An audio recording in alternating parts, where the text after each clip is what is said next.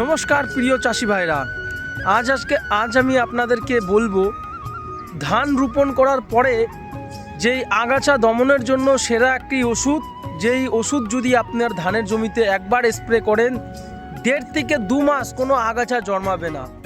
হ্যাঁ চাষি ভাইরা, একদমই ঠিক শুনেছেন, 1.5 থেকে 2 মাস কোনো আগাছা জন্মাবে না।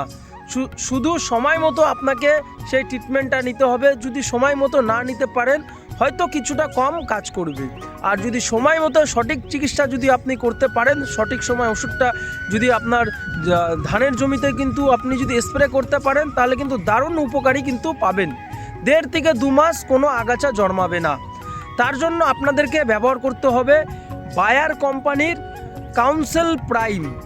হ্যাঁ, বায়ার কোম্পানির কাউন্সিল প্রাইম অনেক চাষি ভাইরা হয়তো ব্যবহার করেছেন, এখনও অনেক চাষি ভাইরা জানেন না বায়ার কোম্পানির কাউন্সিল প্রাইমের কাজ কি রয়েছে। তাছাড়া আমি বলবো কখন ব্যবহার করবেন।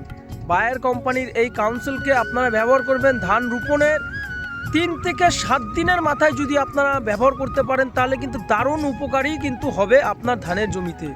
তাছাড়া অনেক চাষি ভাইরা সময় মতো দিতে পারে না, দেখা যায় 10 থেকে 15 দিন বাদেও কিন্তু স্প্রে করা যায়, কিন্তু কাজটা হয়তো কিছু কম বেশি হবে, কিন্তু সঠিক মতো যদি আপনি দিতে পারেন দারুণ উপকারী।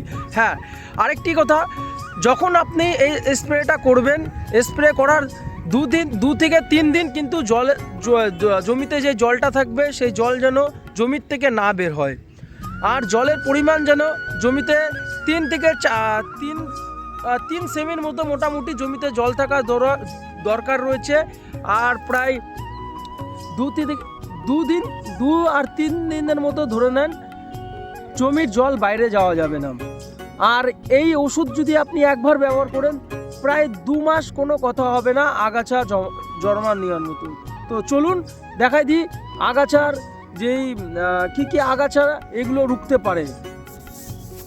তো চাষি ভাইরা, এই যে দেখুন, এই যে এইসব যে আগাছা রয়েছে, এই যে এই জাতীয় আগাছা দুব্বা টাইপের, আরও দেখাচ্ছি আমি। এই যে আরেকটি আগাছা, আর এগুলোর এই ওষুধের যে এমন পাওয়ার রয়েছে যে আগাছার গোড়া পর্যন্ত কিন্তু পচায় দেওয়ার ক্ষমতা এর রয়েছে এই কাউন্সিল প্রাইমের।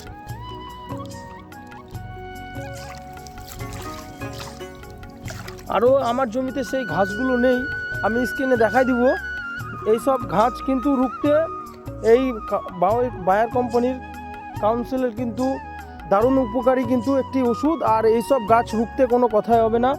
জমিতে প্রায় এই যে আমার জমিতে দেখুন এতটুকু জল থাকলেই কাফি রয়েছে, এখানে কিন্তু আমার 2 সেমির মতো জল রয়েছে, আর এই জলটি যেন বাইরে না যায়, অর্থাৎ 2 দিন কিন্তু জমির মধ্যে জলটা থাকা খুবই জরুরি।